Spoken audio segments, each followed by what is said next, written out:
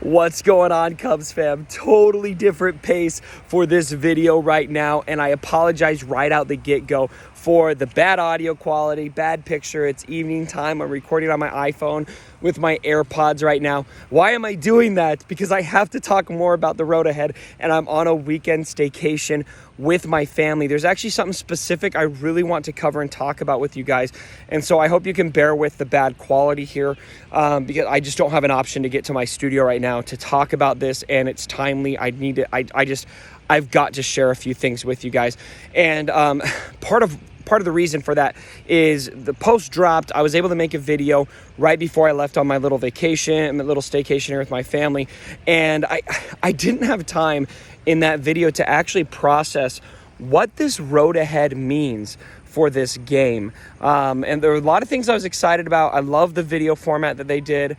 I'm excited about some of the character announcements, and of course some things I was less excited about, like Relic 9 and a couple other things, especially Piet's ship. The requirements for that make it feel like a galactic legend. I'm not excited for that, but all of those things are pretty much par the course for Star Wars Galaxy of Heroes.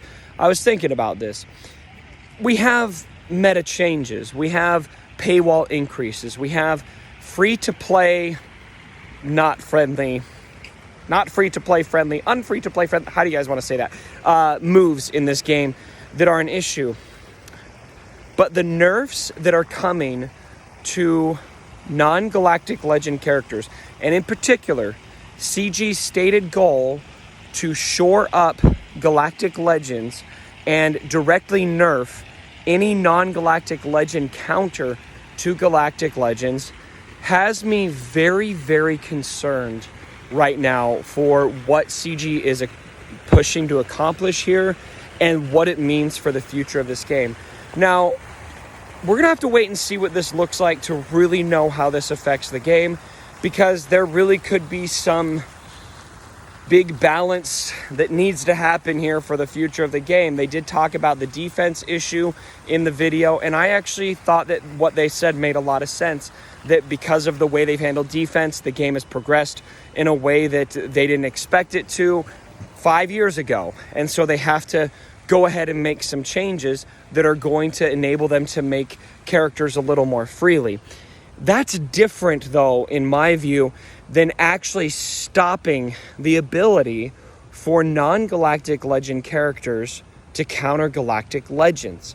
That is the piece where if that's what they're trying to accomplish, which it looks like that is what they're trying to accomplish, because they literally said we're going to shore up GCs, or shore up GLs, and we're announcing nerfs to every character that you guys know counters galactic legends that isn't a galactic legends, even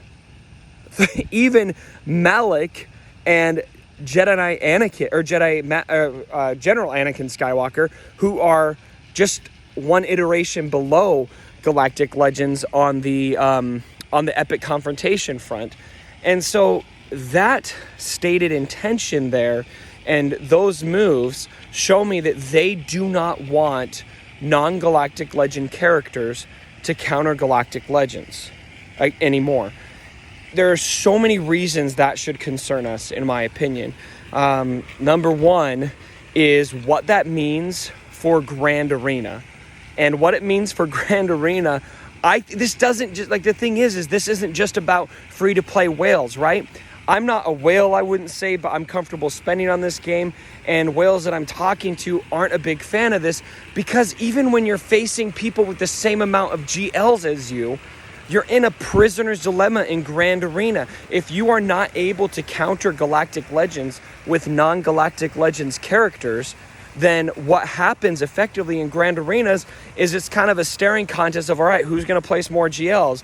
Whoever places more is going to lose, right? Because the other team has more GLs in their pocket. And so do you place your GLs? Maybe you don't place your GLs. And if you don't place your GLs, then it's just like a cheese fest of who can make solo more teams than the other player, if that makes sense. And it really kind of, as I saw somebody say on Reddit, it trivializes in so many ways Grand Arena, because it doesn't become a strategy contest anymore. It becomes more of a guessing game on how many Galactic Legends is my opponent going to place, and I don't have any options for them if I don't if I don't have my own Galactic Legends in my pocket.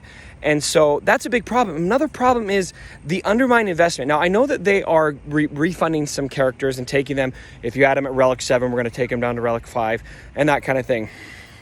Okay, that's nice, but it's not just about Relic 5 to Relic 7, Relic 5 to Relic 8 for some specific characters. It's months and months of planning, farming mods, farming specific compositions, and I'm not even talking free-to-play players. I'm talking whales who have planned meticulously to be able to counter every Galactic Legend in this game without Galactic Legends so they can place a crazy defense, which sucks when you face somebody like that, but those people deserve to be able to do that because they, in my opinion, are the best player. In my opinion, the best players in Galaxy of Heroes are those who have learned to counter every Galactic Legend without a Galactic Legend, and they dump 4 or 5 Galactic Legends on defense every time. And those people are, I mean, what are we telling them about all of that time that they've spent investing in having those counters? And so really, for me, the concern is deeply rooted in what happens with Grand Arena because of this. If we're going to make it impossible to counter GLs without Galactic Legends. So again, part of the course for Galaxy of Heroes to have increasing paywalls, to have increasing gear gates, to have changes that aren't free to play friendly to the game. This to me is different than that. This is having a set of characters in the game that are not able to be countered by anything that is beneath them. And right now, where I'm at right now, I just cannot see how that is good for this game. I don't understand how that could possibly be good for this game, especially from a Grand Arena perspective, which whale or free to play, I feel like that's going to trivialize the game mode and make it a lot different if there are no options to counter GLs. The only solution I see to that is, unless we want to just say, hey, we're going to have some matchups that are auto losses or auto wins, is we need to now match up how many GLs you've got. It's got to be a hard match. But I did see on the forums, they confirmed that's not currently on the table. Kryno, I think it was, whatever the moderator on the forums confirmed there's no planned changes to matchmaking at this time. And so I'm really concerned. There is an optimist side of me that wants to say, all right, let's wait and see how this looks. I know they are looking for endgame balance. And that's one thing I do want to, I guess, illustrate is they don't do stuff like this if they're not planning for a long-term healthy game.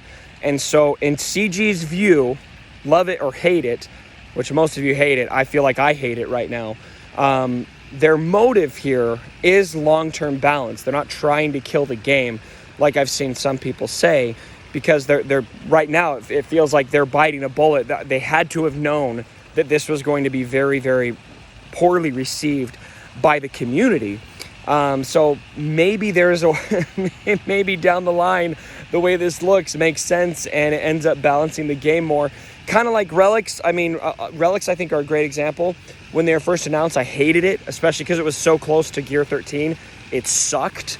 I didn't see anything positive about it, but it ended up taking this game from a place where you had a lot of characters that had no use to giving those characters use, and it ended up being very, very sensible at that point. I didn't love it, but it ended up balancing the game in the long run. This could be like that. I just right now don't see how that happens. I don't understand how that happens if we're going to completely remove any possibility for non-GLs to counter GLs.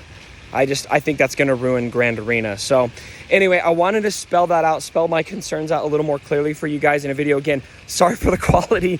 I don't like posting videos like this, but this was a big road ahead. In my opinion, this is maybe one of the most important road aheads this game has ever seen.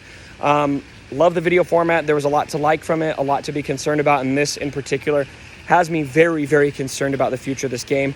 And I hope my concerns are met with reason down the line, and maybe we'll look back and realize what kind of the goal of this is. But for now, I'm just not seeing it.